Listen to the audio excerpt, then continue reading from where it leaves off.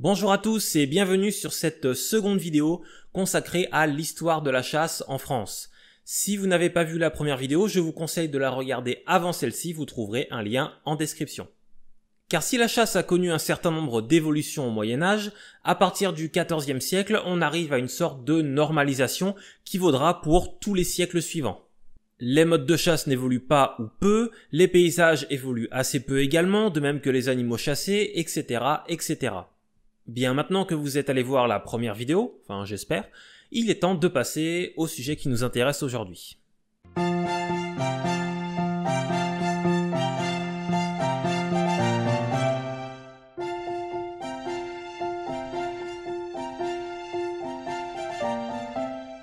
La principale rupture se fait, comme je l'ai dit dans la première vidéo, en 1533, lorsque François Ier interdit aux non-nobles de chasser. Du fait de cette interdiction, dans cette vidéo, on va surtout se consacrer à la chasse royale, qui est au cœur de l'aristocratie de cette époque. Même si la chasse royale commence à se développer et à se codifier dès le XIIIe siècle, en lien avec l'affirmation du pouvoir royal, elle occupe une place centrale lorsque les Bourbons arrivent au pouvoir, en particulier avec le premier d'entre eux, Henri IV.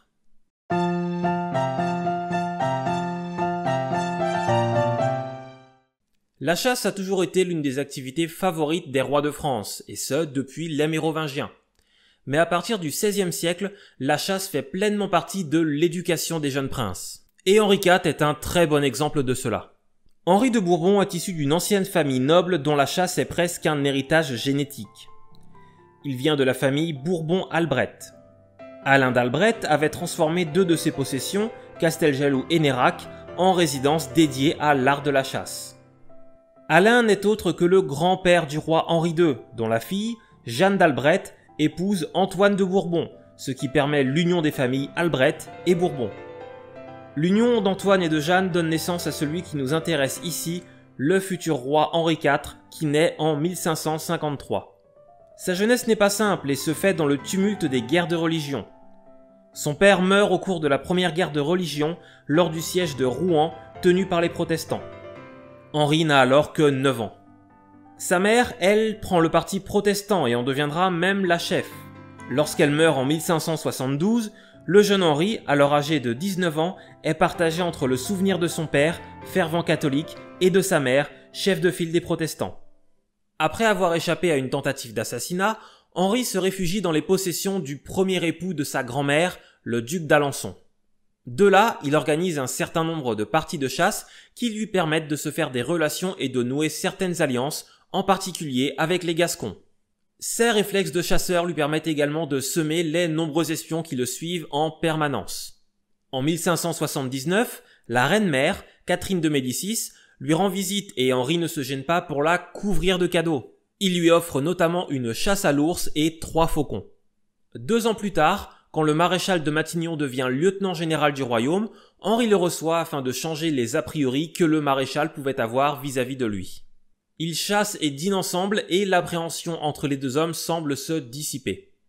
Petit à petit, tout en restant dans ses possessions dans le sud de la France, Henri noue des relations au plus près du pouvoir royal, notamment en organisant de prestigieuses chasses.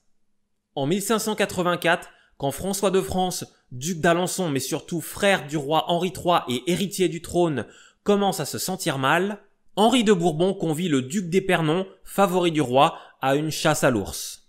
Les deux hommes ont en partie grandi ensemble à la cour de France avant que le père d'Henri ne meure et que sa mère ne le récupère. Cette chasse est pour Henri un moyen de rappeler au duc les liens qu'ils ont pu tisser ensemble dans leur enfance. Bien entendu, le timing n'est pas anecdotique et c'est aussi un moyen de se rapprocher du pouvoir royal.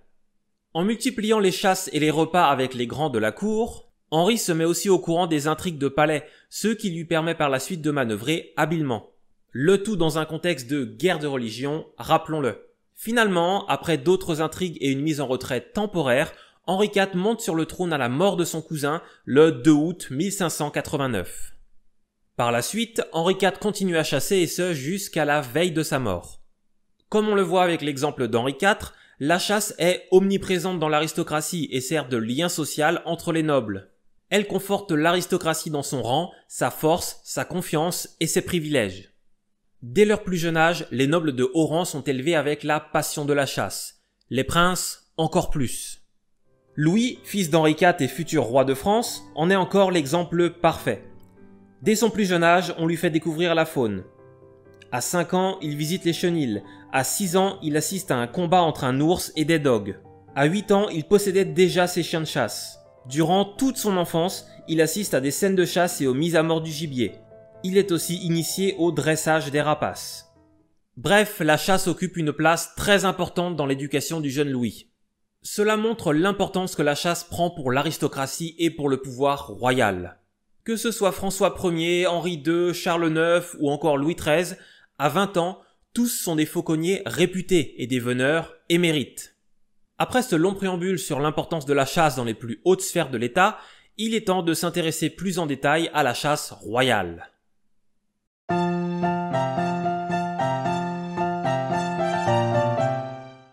Pour bien comprendre l'importance de la chasse royale, on peut aussi regarder les effectifs de ces chasses. Déjà en 1313, Philippe le Bel s'entoure de 11 veneurs, 10 valets de chiens, 7 fauconniers, 10 valets de fauconniers et 7 archers. Ces effectifs vont évoluer mais surtout augmenter avec le temps. Sous François Ier et Henri II, les équipages de chasse atteignent un ordre de grandeur bien différent. À cette époque, un équipage de cerfs compte, en plus des nombreux chiens, 60 personnes. Il faut aussi ajouter 2 meutes secondaires dans lesquelles 105 personnes accompagnent les nombreux chiens. Pour un équipage de sangliers, on compte aussi une soixantaine de personnes et pour la fauconnerie, 84 personnes. Les effectifs évoluent légèrement d'un roi à l'autre. Charles IX, par exemple, supprime une meute secondaire, mais Henri III va la rétablir. Avec Henri IV, on passe à 430 personnes, auxquelles il faut ajouter le grand louvetier et ses 16 louvetiers. Le grand louvetier ne sert pas lors des chasses royales, puisque son rôle est de réguler le loup, et que le roi n'aime pas trop chasser le loup, mais il est quand même payé par le roi. Louis XIII va réduire les effectifs, et sous Louis XIV, l'équipage du roi compte 380 personnes, ce qui représente un tiers de la maison du roi. Louis XV et Louis XVI, quant à eux, vont réduire progressivement les effectifs afin de réaliser des économies. Bien entendu, tous ces effectifs ne sont pas réunis en même temps, puisque lorsque l'on chasse à courre, par exemple, on n'a pas besoin de fauconniers. Mais cela vous donne quand même une idée de l'importance que les rois de France accordent à la chasse. En ce qui concerne les chiens, il est très difficile de donner une estimation. Vers 1682, le chenil de Versailles pouvait accueillir 200 à 300 chiens adultes. Mais ce chiffre peut être doublé si l'on ajoute les jeunes chiens. Et il faut encore ajouter les chiens que les chefs d'équipage gardaient avec eux sur leurs terres. Pour ces chiens-là, nous n'avons aucune estimation. Pour les chevaux, vers 1750, on estime que les écuries du roi comptaient environ 2100 chevaux, dont 300 sont réservés à la vénerie. En ce qui concerne la fauconnerie, sous Louis XIV, on compte environ 150 rapaces, dont 89 sont réservés à l'usage exclusif du roi. En plus de l'équipage royal, on peut ajouter l'équipage des princes de sang. Même si ces équipages sont moins nombreux, ils sont quand même conséquents. Alors évidemment, tous ces hommes et tous ces animaux, ça coûte de l'argent. Beaucoup d'argent. Mais vous l'imaginez, il est assez difficile de quantifier les frais. Surtout que certaines meutes sont entretenues directement par le roi, alors que d'autres le sont sur la fortune personnelle d'officiers royaux. C'est pas simple, surtout que certaines dépenses ne sont pas retranscrites. À l'entretien des équipages de chasse, il faut aussi ajouter la construction de châteaux et de pavillons de chasse, le percement de routes en forêt, les voyages de la cour pour aller chasser, etc., etc. Sur les quelques estimations qu'on a, en 1609, les dépenses en vénerie et en fauconnerie représentent environ 1,3% des dépenses de la cour. Mais il semblerait que ce chiffre soit un peu sous-évalué. Quelle que soit la véritable estimation, il semblerait que les Bourbons se soient montrés plutôt raisonnables. Ils n'ont jamais hésité à réduire les dépenses de leur plaisir personnel, y compris la chasse, lorsque cela était nécessaire, tout en conservant le minimum quand même. Enfin, en ce qui concerne le rythme de chasse, il est assez élevé. Le moins chasseur de tous était Henri III, qui chassait quand même une fois par semaine, toujours au même moment, le lundi, après dîner et avant le Conseil d'État. Pour les autres, on est sur une moyenne de 2 à 3 fois par semaine. À la fin de son règne, Louis XIV chasse 110 à 140 jours par an. Louis XV, lui, a la réputation de chasser 3 fois par semaine, parfois plus. Et Louis XVI entre 150 et 180 jours par an. Voyons voir maintenant un peu plus en détail comment se déroulaient ces fameuses chasses royales.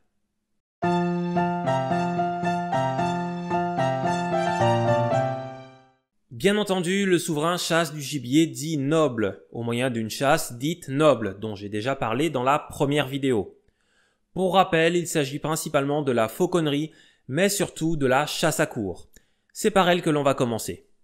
Pour le Moyen-Âge, on a vu, toujours dans la première vidéo, allez la voir, que sous l'impulsion entre autres de l'Église, la chasse au cerf devient plus populaire, au détriment de la chasse au sanglier. Eh bien, durant la Renaissance, les choses se rééquilibrent un peu. La chasse au sanglier devient à nouveau très prisée. Quand on y regarde de plus près, c'est assez logique. La Renaissance est en partie une redécouverte de l'Antiquité, qui est glorifiée et sublimée. Et durant l'Antiquité romaine, la chasse au sanglier était très populaire. Il est donc logique de la voir revenir au goût du jour. Pour autant, la chasse au cerf demeure la chasse royale par excellence et reste la plus pratiquée jusqu'à Louis XIV.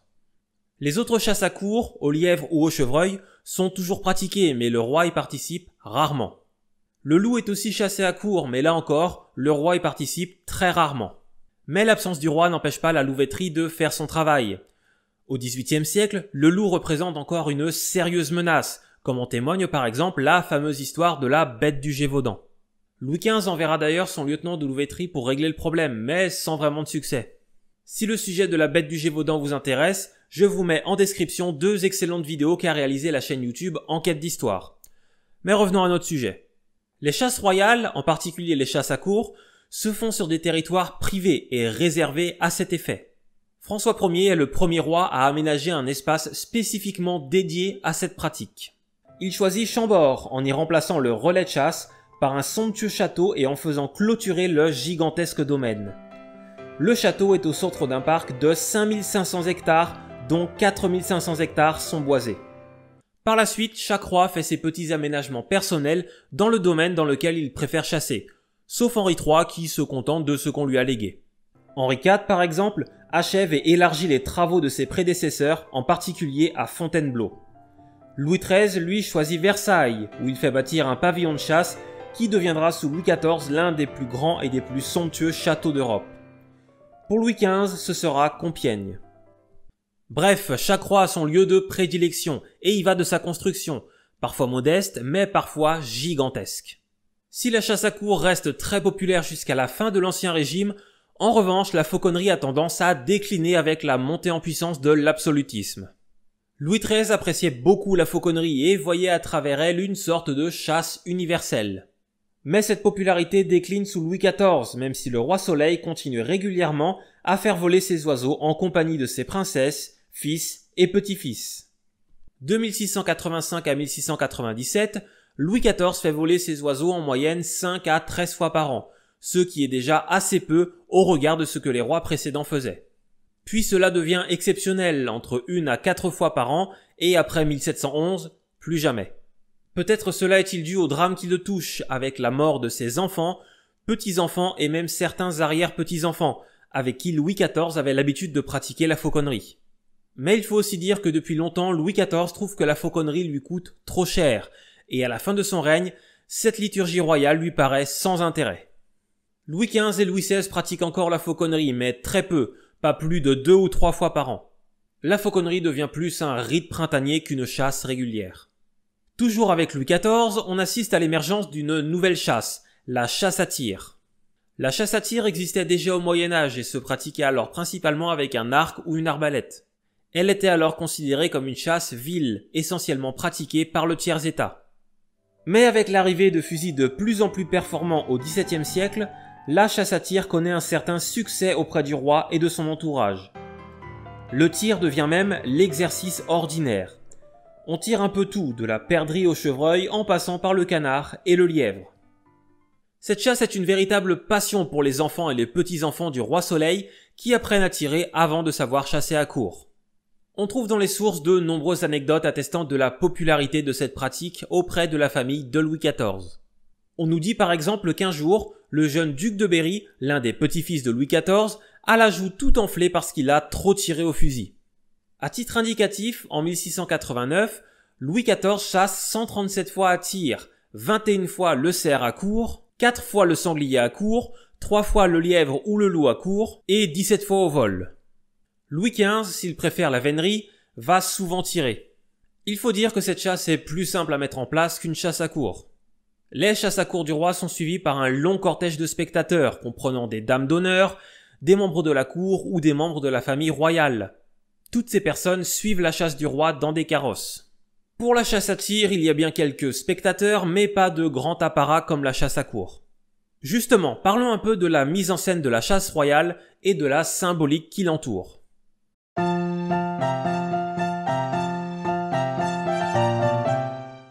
La chasse royale s'inscrit parfaitement dans ce qu'on appelle les rituels de la cour. Suivre la chasse du roi n'est pas un privilège. Comme tous les rites de la cour, elle est publique pourvu que l'on ne gêne pas son déroulement. Même si Louis XIV fait souvent tenir la foule à distance. Le privilège commence avec l'autorisation de porter l'uniforme des chasses, signe que l'on appartient à la suite officielle du roi. Cela est perçu comme un grand honneur, surtout sous Louis XIV. Pour les hommes, la chasse royale est surtout l'occasion de la présentation officielle au roi.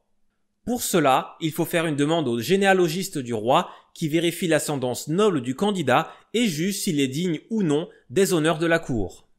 Si la demande est approuvée, il peut s'installer dans les carrosses qui conduisent le roi à la chasse. La chasse royale est aussi l'occasion d'approcher le roi. Si c'est un moment de détente pour le roi, cela ne l'empêche pas de continuer son métier de roi. Il n'y a pas d'opposition entre vie publique et vie privée, mais plutôt entre les différentes manifestations du pouvoir. Les talents de chasseur peuvent aussi faire entrer dans le cercle restreint du roi, où ne sont présents que des personnes choisies par le roi. C'est alors l'occasion de glisser un mot au roi ou de lui demander une faveur. Par exemple, ce sont ces talents de chasseur qui permettent au duc de Luynes de se rapprocher de Louis XIII et d'obtenir des fonctions importantes au gouvernement. La chasse royale joue un rôle très important dans les intrigues de la cour et permet à certaines personnes de se rapprocher du roi, voire même de s'élever. Mais des espoirs sont aussi déçus et certains échouent à vouloir se rapprocher du roi de cette manière. La chasse royale a aussi vocation à être spectaculaire, notamment lors de la prise de l'animal et de la mise à mort. Après chaque chasse, la cour discute longuement de la beauté ou de la facilité de la chasse à laquelle elle vient d'assister. Ce goût pour ces spectacles dont les animaux font les frais n'est pas propre à la chasse, puisque dès François Ier, des combats de bêtes sont organisés. Charles IX fait même remettre en état la ménagerie de Vincennes dans ce but. On y trouve par exemple des ours, des lions ou des taureaux que l'on fait combattre entre eux dans une arène ou que l'on fait parfois combattre contre des dogues. Mais cette mode commence à décliner à partir d'Henri III, et après 1673, ce genre de spectacle semble banni de la cour. Pour en revenir à la chasse royale, elle sert aussi de mise en scène de la monarchie. La chasse est très utilisée pour mettre en avant la gloire du roi en comparaison avec un autre souverain d'Europe. Elle sert à éblouir les ambassadeurs des puissances étrangères. Par exemple, en 1551, Henri II organise une chasse à cour aux cerfs dans le seul but d'impressionner les envoyés de princes protestants du Saint-Empire. Le luxe des équipages de chasse et l'abondance du gibier sont un moyen de sublimer la puissance et la richesse du roi et bien entendu d'impressionner les princes étrangers. La chasse est aussi très présente dans le décor et l'architecture des résidences royales, en particulier celles situées à la campagne, dont le principal rôle est de servir de maison de chasse. Chaque résidence royale dédie au thème cynégétique au moins un bâtiment, une pièce ou des décors. On y trouve aussi très souvent des galeries de trophées. Parmi toutes les demeures royales, c'est à Fontainebleau que le décor cynégétique prend des proportions incomparables. Fontainebleau est d'ailleurs considéré comme le palais des chasses royales par excellence. Dans toutes les chasses, on trouve des ornements ou des peintures en lien avec la chasse. Fontainebleau se distingue aussi par 2 galeries de trophées construites sous Henri IV. Parmi tous ces décors, la galerie des cerfs est la plus célèbre. C'est un musée vivant de la chasse royale. Si à Versailles le décor cynégétique est plus discret, on peut quand même citer le grand appartement dans lequel Louis XIV s'installe en 1673, où une partie de la décoration, surtout dans le salon de Diane, tourne autour de la chasse. Enfin, cette mise en avant de la chasse royale passe aussi par l'écrit. Les chroniques de l'époque ou les récits historiques sont parsemés d'anecdotes où les rois sont à la chasse. Ces écrits rappellent aussi régulièrement le monopole du souverain sur la chasse. Les rois aiment bien s'afficher en rois chasseurs, maîtres de la nature, dont la domination s'exprime autant sur les hommes que sur les animaux. On admire aussi la maîtrise de soi dont le roi fait preuve lors des incidents de chasse. Ils savent d'instinct écarter d'eux un animal dangereux pour eux ou pour leur famille. On a par exemple le témoignage du marquis de Sourches. Il nous dit que Louis XIV, alors dans sa calèche, s'est retrouvé chargé par un cerf. Il aurait alors donné un simple coup de fouet sur le nez de l'animal, le refaisant partir dans la forêt. Cette mise en scène de la vie quotidienne sert à montrer le roi continuellement en danger. Cela renforce l'image d'un roi déjouant la mort en permanence, ce qui pousse ses sujets à l'admiration. Tout cela contribue à renforcer le côté mystique du roi, son côté divin, son côté supérieur. Mais le roi doit quand même soigner son image à la chasse. S'il se montre trop cruel, cela peut renvoyer une image négative de lui. Même si souvent, quand le roi fait preuve d'un excès de cruauté, on incrimine plus l'éducation qu'il a reçue que le roi en lui-même. Un roi qui tue trop d'animaux peut aussi renvoyer une image négative. Cela a par exemple nuit à Louis XV et a contribué à l'évolution négative de l'opinion publique envers lui. Les rois chassent beaucoup, mais trop chasser peut être un défaut. La chasse royale n'est donc pas un simple plaisir. Comme on vient de le voir, elle sert de nombreux enjeux et est bien plus qu'un art. Elle rentre dans la mise en valeur de la figure du roi et fait très souvent l'objet de calculs politiques. Avant de passer au braconnage et aux chasses illégales, j'aimerais évoquer rapidement les officiers royaux qui accompagnent le roi lors de ces chasses.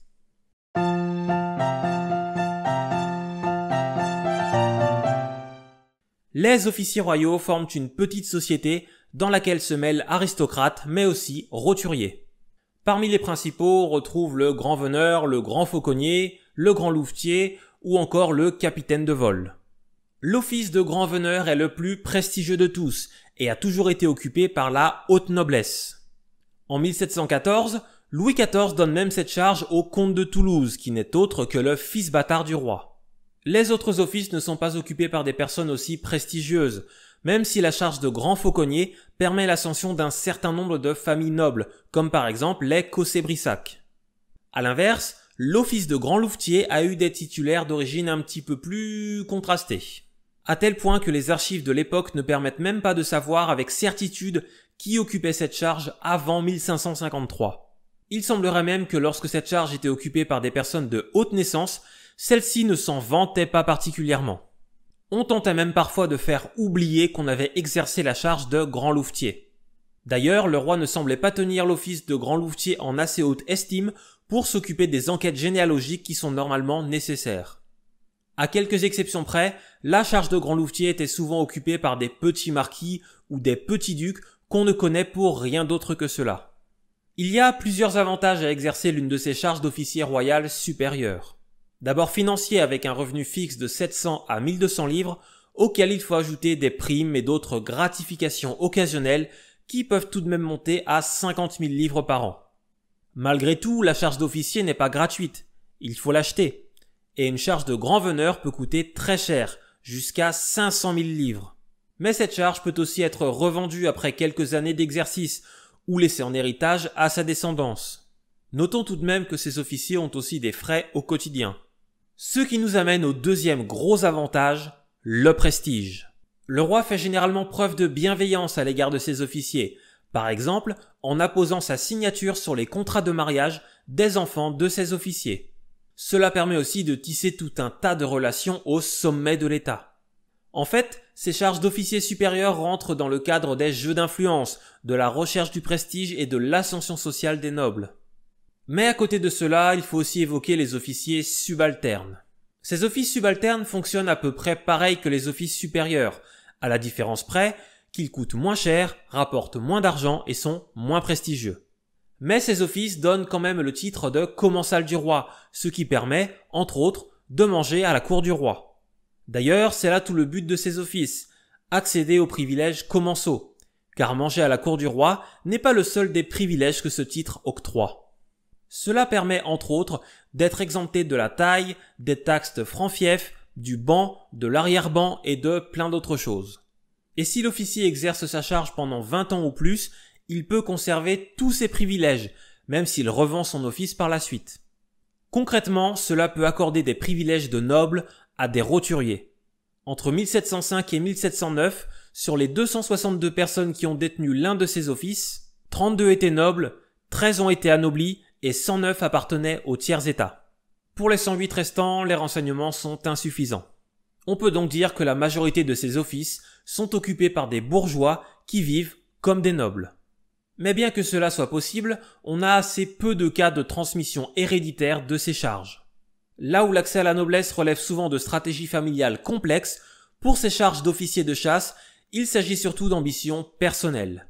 Ces offices ne sont pas faciles à acquérir pour autant, car même s'il y a peu d'hérédité, les 2/3 de ces officiers conservent leur charge plus de 20 ans, ce qui limite forcément leur renouvellement et le nombre de charges disponibles. Tous ces officiers royaux semblent former une petite société de privilégiés et entretiennent entre eux d'étroites relations. Bien, je pense qu'on a assez parlé de la chasse royale. Je vous ai dit qu'à partir de 1533, la chasse devient le privilège de la noblesse. Mais cela va amplifier un phénomène qui existait déjà et dont on va à présent parler, les chasses illégales.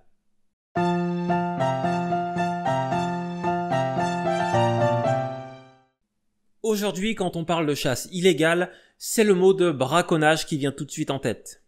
Mais au XVIIe, le sens de ce mot est un petit peu différent. Le terme de braconner n'impliquait pas toujours l'illégalité. Étymologiquement, braconner signifie chasser avec des braques, les braques étant des chiens d'arrêt. Un braconnier est à l'origine un valet chargé de s'occuper des chiens. Le sens du mot change à partir du XVIIe siècle, où il désigne surtout une chasse sans règles, par opposition par exemple à la vénerie. Mais une chasse sans règles n'est pas forcément une chasse illégale. D'un point de vue juridique, on préfère utiliser le terme de chasse journalière pour désigner une chasse illégale. Ce n'est qu'à la fin du XVIIe siècle que le terme de braconnier commence à être employé dans les plaintes. À l'époque, l'enjeu judiciaire est surtout de faire apparaître comme criminelles des pratiques qui ne sont pas illégales lorsqu'elles sont pratiquées par des privilégiés. C'est pourquoi la justice va préférer criminaliser les hommes plutôt qu'incriminer les actes. Le braconnage est aussi très difficile à quantifier, car lorsqu'on est marchand et qu'on se fait voler, on sait exactement ce qui a été volé. Là, c'est plus compliqué, on n'a pas d'inventaire complet des animaux présents sur un domaine, ni de leur nombre. Il est donc très difficile de quantifier les actes de chasse illégales. Mais pour le XVIIIe siècle, tout le monde s'accorde à dire que le braconnage est omniprésent. Paradoxalement, quelle que soit la juridiction que l'on prend, on constate que les délits de chasse constituent une infime minorité des affaires traitées. On verra par la suite quelques explications possibles à cela. Mais malgré tout, on a quand même conservé quelques traces. On constate par exemple qu'au XVIIIe siècle, l'immense majorité des délits de chasse sont commis avec des fusils, bien plus qu'avec des chiens de chasse ou des pièges. On remarque aussi dans certaines régions, comme Chambord, un nombre élevé de verbalisations pour trafic de gibier. Mais la chasse au fusil constitue l'écrasante majorité des verbalisations. Plus qu'un acte de chasse, il faut y voir un acte de défiance à l'égard des privilégiés. La vraie concurrence se fait sur le droit à porter une arme, à s'afficher armé. Et les braconniers sont conscients qu'ils prennent des risques en chassant armés. Si les gardes peuvent fermer les yeux sur quelques collets, pour un braconnier armé d'un fusil, ce n'est pas le cas. Avant d'être un chasseur illégal, un braconnier, c'est surtout un homme qui fait un usage illicite d'un fusil. En ce qui concerne le profil des braconniers, c'est sans surprise, il s'agit principalement des couches les plus basses de la société. Dans les procès-verbaux du XVIIIe siècle, plus de la moitié des braconniers sont des paysans exploitants, des ouvriers agricoles, des marchands ou des artisans. Pour les autres, on trouve un peu de tout, comme des bourgeois ou des clercs qui, comme au Moyen-Âge, chassent alors que ça leur est interdit. Mais ils représentent une minorité. Ajoutons aussi que l'immense majorité des braconniers pratiquent la chasse illégale dans un territoire proche de leur habitation. La plupart du temps, les braconniers chassent seuls ou en famille, un père et son fils, 2 frères, etc., etc. Enfin, on assiste aussi parfois à un glissement entre braconnage et banditisme. Dans certaines régions, les braconniers ont la réputation, parfois justifiée, de faire régner la terreur en s'affichant armés. Cela permet entre autres d'éloigner des témoins et de dissuader les personnes présentes de porter plainte. Ces braconniers se réunissent en bande, agissent masqués et mettent en place un véritable trafic de gibier. Les braconniers qui décident de vivre de cette façon sont en général très mal vus par le reste de la population. Ces bandes inquiètent beaucoup, mais pourtant elles sont peu nombreuses. La plupart du temps, le braconnier, c'est celui qui le dimanche va prendre son fusil pour aller tirer 1 ou 2 perdrix avec son fils ou avec son frère. À peu près tout le monde braconnait de cette façon pour varier le menu ou arrondir les fins de mois. Concernant la réponse judiciaire, elle se base sur le procès-verbal dressé par le garde. Ce procès-verbal est transmis au greffe puis est validé par le magistrat. À partir de là, on établit ou non la culpabilité du suspect. Toute cette procédure se fait sans la présence du suspect, car un garde n'a pas le droit d'emprisonner un braconnier. Il doit seulement l'avertir qu'il sera poursuivi en justice. La plupart du temps, la sanction pour le braconnier est une amende et la confiscation de son arme. Les amendes infligées peuvent monter jusqu'à 300 livres, mais dans les faits, elles dépassent très rarement les 50 livres. Mais souvent, le garde ne va porter ses procès-verbaux au greffe que lorsqu'il en a suffisamment. Ce qui fait que régulièrement, certains se perdent ou arrivent trop tard, ce qui annule la procédure. Quand rien ne se perd et que tout est fait dans les temps, la procédure se joue réellement au moment où le garde dresse le procès-verbal. Et régulièrement, le braconnier tente de trouver un compromis avec le garde, une sorte de règlement à l'amiable. Cela fonctionne généralement si le contrevenant n'est pas connu pour d'autres infractions, n'est pas armé et se montre aimable avec le garde. Mais souvent, les gardes font face à un refus d'obéir, les braconniers contestant le fait de ne pas avoir le droit de chasser ou de ne pas avoir le droit de porter une arme. L'attitude du contrevenant est alors une négation en bloc. Non, on ne connaît pas les limites entre les seigneuries, non, on ne sait pas que le port d'armes est interdit, etc., etc. Cela donne parfois lieu à des discours assez inattendus. Certains répondent par exemple qu'ils ne savent pas ce qu'est la chasse ou qu'ils n'ont pas tué du gibier mais qu'ils ont tué une perdrix. On a aussi l'exemple d'un jeune garçon qui se fait prendre avec un lapin. Quand on lui demande s'il a des complices, il répond de la façon suivante. N'ayant point fait de crime, je ne peux point avoir de complices. Il est probable que les personnes faisant partie des couches les plus basses de la société ignorent tout des législations sur la chasse et n'ont même pas conscience de commettre un acte illégal. Cela peut expliquer le faible nombre de procès-verbaux retrouvés. On peut imaginer que le garde se contente d'informer le contrevenant de la législation sans le verbaliser. Mais que le braconnier soit de bonne ou de mauvaise foi, cela va parfois jusqu'à des violences verbales, voire physiques. Bien entendu, les insultes et les menaces aggravent la condamnation. Mais les peines ne sont pas d'une extrême sévérité comme on pourrait le penser. Si un braconnier insulte un garde, la plupart du temps, il doit simplement s'excuser publiquement auprès de lui le dimanche suivant à la sortie de la messe. En plus de l'amende pour braconnage, évidemment. Mais cela ne va pas plus loin. Ceci dit, il arrive parfois que les choses dérapent et que le garde et le braconnier en viennent aux mains. Au mieux, le garde risque de se faire humilier. Mais il arrive parfois que l'on retrouve le lendemain le corps sans vie du garde. Le garde doit également faire attention s'il a le dessus. Sauf en cas de légitime défense, le garde n'a pas le droit de tirer sur des délinquants ou sur n'importe qui d'une façon générale. La maréchaussée, elle, est très peu présente. Dans le Languedoc, en 1789, on compte 500 hommes de maréchaussée pour 3 millions d'habitants. Le garde est donc souvent le seul représentant de l'ordre armé du village. Et de fait, bien souvent, le garde connaît la personne qu'il veut verbaliser. Dans ces villages où tout le monde se connaît, on comprend mieux cette peine de devoir s'excuser publiquement le dimanche après la messe. Bien, tout ce que je vous ai dit depuis le début de la vidéo vaut jusqu'en 1789, car avec la Révolution, un certain nombre de choses vont changer.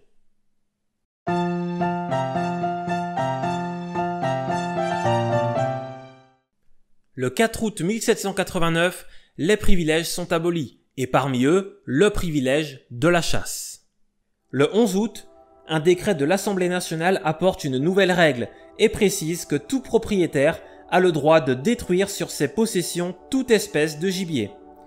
Concrètement, on revient à la législation qui était en vigueur pendant une partie du Moyen Âge. On a le droit de chasser sur ces terres ou sur des terres dont le propriétaire nous a autorisé la pratique de la chasse. Cette nouvelle loi semble avoir du mal à se diffuser et à être bien comprise de tous. On a par exemple d'août à septembre 1789 de nombreux procès-verbaux litigieux car certaines personnes sont verbalisées alors qu'elles chassent sur leurs terres. Et bien entendu, d'autres continuent à braconner comme à leur habitude. On a aussi de nombreux paysans qui ont mal compris le décret et qui sont sans doute un peu emballés par l'esprit révolutionnaire et qui se mettent à chasser un peu partout. Sauf que dans les faits, ceux qui n'ont pas de terre n'ont tout simplement pas le droit de chasser.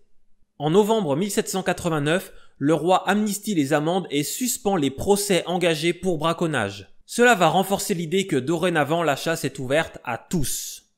Durant cette période trouble, le gibier de la région parisienne est totalement décimé.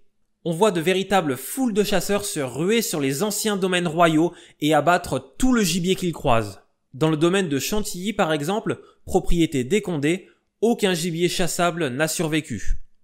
On ne trouve plus que des insectes ou des petits rongeurs. Ces chasses sauvages ont aussi lieu dans les vignes, causant de très nombreux dommages. Bref, vous l'aurez compris, la situation est totalement anarchique. Le pouvoir politique se trouvant à Paris, il ne se rend pas tout de suite compte de l'ampleur de la situation et met un petit peu de temps à légiférer. Il faut attendre le 28 avril 1790 pour qu'un décret vienne enfin mieux encadrer tout ça. Ce décret interdit de chasser sur une terre dont on n'est pas propriétaire sans l'accord du propriétaire et interdit de chasser de mi-avril à mi-septembre. Cette seconde mesure concerne tout le monde, y compris les propriétaires. Mais le décret précise que, durant cette période, on peut quand même chasser sur ces terres, mares ou étangs, à condition que ceux-ci soient clôturés. Ce décret a deux conséquences. La première est que certains propriétaires vont clôturer une partie de leur terre afin de pouvoir y chasser toute l'année. La seconde est que les petits cultivateurs vont conclure des ententes entre eux afin de pouvoir chasser sur l'ensemble des territoires d'une paroisse. Ce décret vient aussi limiter l'usage d'armes à feu. Dorénavant, le propriétaire ne peut tirer que sur les animaux menaçant sa vie ou son bien, à savoir principalement l'ours, le loup, le sanglier, le renard et le chat sauvage. Le but de ce décret est principalement d'éviter la diffusion des armes tout en réduisant les dégâts des animaux sauvages sur les cultures. Ce décret se veut d'ailleurs assez strict, car sur les 15 articles, 11 sont consacrés aux peines encourues en cas de non-respect des nouvelles règles. En fait, le gouvernement révolutionnaire reprend un peu le raisonnement monarchique. Les prolétaires ont mieux à faire que chasser, et s'ils ne le comprennent pas, la répression les convaincra. Aucun décret ne reviendra légiférer sur la chasse durant la Révolution. Mais tout cela est un peu chaotique et pose un certain nombre de problèmes, comme par exemple la chasse au loup qui n'est plus effectuée par personne. On a plusieurs exemples de villageois qui demandent la grâce et la libération de nobles emprisonnés afin qu'ils puissent mener des chasses aux loups. Ce problème de loup permet à certains nobles de province condamnés à mort de conserver leur tête. Mais cela ne règle le problème que localement. L'abolition des privilèges a aussi entraîné la disparition du grand louvetier. Et comme les nobles qui ont survécu ont quitté le royaume ou cessé de chasser à la mort de leurs chiens, plus personne ne s'occupe du loup. De toute façon, les nobles n'ont jamais aimé chasser le loup, et ils ne le faisaient que parce que leurs privilèges les obligeaient. Alors maintenant qu'il n'y a plus de privilèges... La Convention interdit également de chasser sur les propriétés mises sous séquestre, jusqu'à leur mise aux enchères. Il s'agit principalement de bois ou de forêts appartenant auparavant au clergé ou à la noblesse. Dans ces domaines, on voit se démultiplier les populations de loups. Le loup est un animal très difficile à chasser et personne ne veut s'en occuper.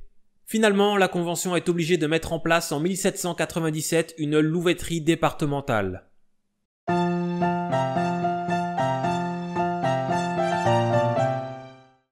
En 1804, Napoléon reconstitue la louveterie à peu près comme elle était sous l'Ancien Régime et y place à sa tête un homme à lui, le maréchal Berthier. Cette structure est maintenue tout au long du XIXe siècle en raison notamment d'une recrudescence de la rage après 1870. Cette louveterie demeure d'ailleurs active jusqu'en 1971. Mais revenons à Napoléon. Toujours en 1804, Napoléon autorise les municipalités à louer leurs terres à un ou plusieurs particuliers afin qu'ils puissent venir y chasser. Et en 1810, le décret du 11 juillet instaure un permis de port d'armes de chasse payant. C'est surtout pour Napoléon un moyen d'enregistrer les fusils qui circulent. Mais pour obtenir ce permis, il fallait payer 30 francs par an, ce qui n'était pas rien. Et beaucoup ne vont pas le faire. En 1816, Louis XVIII va diviser le prix de ce permis par 2, ce qui a pour conséquence immédiate de voir le nombre de chasseurs en règle multiplié par 4. Mais malgré ça, la chasse reste essentiellement un plaisir bourgeois. Au début, on a un conflit permanent entre les locataires qui aimeraient chasser mais ne le peuvent pas, et les propriétaires qui aimeraient chasser davantage et sur d'autres terres que les leurs. Personne n'est vraiment content. Les ministres de Charles X et de Louis-Philippe Ier vont tenter de limiter la chasse à ceux qui payent le cens, l'impôt foncier. Dans cette optique, la loi du 3 mai 1844 est promulguée. Elle instaure un permis de chasse payant et des périodes de chasse légales. Elle réaffirme aussi le fait qu'il faut être propriétaire ou avoir l'accord du propriétaire pour chasser sur un terrain. Mais cet accord peut être tacite, ce qui veut dire que si le propriétaire n'a pas manifesté son opposition, on peut chasser. Cela va donner lieu à quelques situations anarchiques qui vont rappeler les périodes de la Révolution. Mais dans les faits, cette loi va encore plus exclure les plus pauvres de la chasse. Le permis de chasse coûte 15 jours de salaire d'un manouvrier. Autrement dit, beaucoup trop. À partir de ce moment, le terme de braconnier prend son sens actuel et désigne toute personne qui chasse sans permis de chasse. Ce permis va créer de nombreux troubles, en particulier entre les paysans ruraux qui ne peuvent pas se payer le permis de chasse et les riches citadins qui viennent à la campagne chasser dans leur résidence secondaire. Les choses vont se calmer et petit à petit se normaliser avec l'arrivée au pouvoir de Napoléon III. La justice devient plus souple et prend désormais en compte les circonstances de l'infraction et la solvabilité du suspect pour les délits de chasse. La loi Olivier de 1864 va abolir le délit de coalition. Ce délit de coalition, mis en place par les révolutionnaires en 1791, interdisait aux gens de même métier de se réunir pour discuter de leurs intérêts. L'abrogation de ce délit en 1864 va accorder le droit de grève, mais pour le sujet qui nous intéresse, cela va aussi permettre aux chasseurs de se réunir. Les premiers regroupements de chasseurs ont lieu, ce qui va préfigurer les structures de chasse associatives qu'on connaît aujourd'hui. Les innovations technologiques en matière d'armement et l'augmentation constante des salaires vont aussi permettre à de plus en plus de personnes d'obtenir le permis de chasse et de chasser. On passe de 50 000 permis de chasse délivrés par an en 1850 à 400 000 permis en 1909.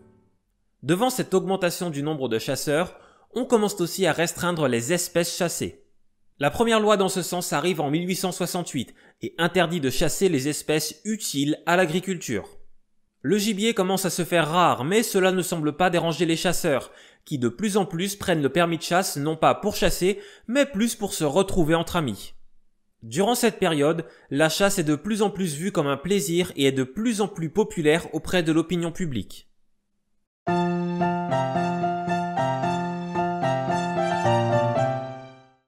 À l'arrivée du XXe siècle, il ne restait pour ainsi dire que deux problèmes qui étaient liés entre eux, le braconnage et la raréfaction de certaines espèces animales.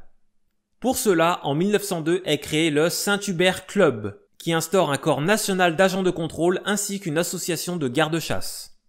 En 1912, les chasseurs créent la Ligue française de protection des oiseaux dans le but de protéger les maquereaux moines, victimes d'une chasse un peu trop intensive sur les côtes bretonnes. Mais si certaines espèces commencent à être menacées, ce n'est pas le cas de toutes. En 1914, l'arrivée de la guerre a repoussé la date d'ouverture de la chasse. Mais dès novembre 1914, des laboureurs se plaignent de la prolifération de palombes qui détruisent leurs semailles. Le ministre de l'Agriculture accorde alors à ces laboureurs le droit temporaire de chasser pour régler le problème. Comme on pensait que la guerre allait être rapide, aucune législation à long terme n'est prévue. Et l'été suivant, on repousse encore l'ouverture de la chasse pour permettre aux poilus de trouver du gibier à chasser en rentrant de la guerre. Du coup, la même mesure est prise pour autoriser les paysans à détruire les nuisibles. Cela se poursuit ainsi jusqu'en 1918. On pourrait penser qu'après une guerre aussi meurtrière, les paysans qui rentrent du front n'ont pas spécialement envie d'aller à la chasse. Mais en fait, c'est tout le contraire. En 1918, dans les tranchées, la plupart des recrues, principalement des paysans, ne rêvent que de chasse. La chasse symbolisait la liberté, elle évoquait la nature, l'air pur, le calme et surtout l'absence de hiérarchie et de contraintes. Tout le contraire des tranchées en somme. En 1939, avec la Seconde Guerre mondiale, les choses vont redevenir compliquées. Car en 1941, les Allemands décident que le gibier présent en France est désormais propriété des Allemands. Et par conséquent, rend illégale la chasse pour tous les Français. Les armes étaient déjà interdites pour les civils, mais même la chasse au collet ou au filet est interdite. Après la guerre, les choses reviennent à la normale et dans la seconde moitié du XXe siècle, on assiste à de plus en plus de mesures d'encadrement de la chasse. Par exemple, à partir de 1969, les agriculteurs ne disposant pas de permis de chasse ne peuvent plus chasser pour protéger leur culture. En contrepartie, l'État prend en charge les dégâts causés aux cultures. Aujourd'hui, ce n'est plus l'État qui s'en occupe, mais la Fédération française de chasse. En 1975, le permis de chasse est remplacé par le permis de chasser, la différence étant que désormais, il faut réussir un examen pour l'obtenir. Et en 1978, le plan de chasse devient obligatoire pour certaines espèces. À noter aussi que si la chasse royale disparaît avec les rois, la République apporte les chasses présidentielles et parlementaires, qui seront très populaires jusqu'au début des années 90 avant d'être supprimés par le président Nicolas Sarkozy. En résumé, depuis le 19e siècle, les défenseurs de la nature réclament l'encadrement de la chasse, et à juste titre. Aujourd'hui, la chasse est encadrée. Les règles de sécurité sont très nombreuses et les accidents de chasse ont drastiquement diminué. De plus, les chasseurs ne peuvent pas chasser tout et n'importe quoi. Ils doivent respecter un plan de chasse saisonnier, différent d'un département à l'autre et répondant à de réelles questions écologiques. Ils participent aussi activement à l'entretien des forêts et des espaces forestiers. Ils s'assurent qu'aucune espèce animale ne soit en danger et ne vienne à disparaître, ou qu'au contraire, ne devienne endémique et ne cause des problèmes. Ils contrôlent et gèrent les populations d'animaux sauvages sur le territoire. Pourtant aujourd'hui, ces mêmes défenseurs de la nature qui voulaient une chasse encadrée veulent aujourd'hui interdire la chasse. J'espère que vous êtes bien conscient que pour tout un tas de raisons, cela est impossible. D'ailleurs, c'est même inscrit dans la loi. La loi du 7 mars 2012 qui reconnaît la chasse comme un instrument efficace de gestion de la biodiversité.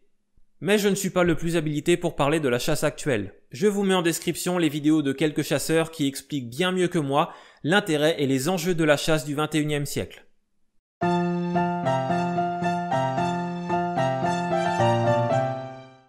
Cette seconde vidéo consacrée à l'histoire de la chasse est maintenant terminée. On voit assez nettement que l'évolution de la chasse est très liée aux évolutions institutionnelles et politiques. Sous l'Ancien Régime, la chasse est le privilège de la noblesse et sert à sublimer le roi ou servir les ambitions de certains. Du fait de sa popularité très importante partout en Europe, elle joue aussi un certain rôle diplomatique. Avec la Révolution, les privilèges tombent et, paradoxalement, on en revient à peu près à la législation qui était présente au Moyen-Âge. Même si la société d'ordre n'existe plus, la chasse est majoritairement réservée aux riches. Ce n'est qu'au milieu du 19e siècle qu'elle va se diffuser dans les milieux populaires et devenir un moment de convivialité dans les campagnes. De plus en plus, elle devient une activité essentiellement rurale. Aujourd'hui, la chasse est beaucoup critiquée.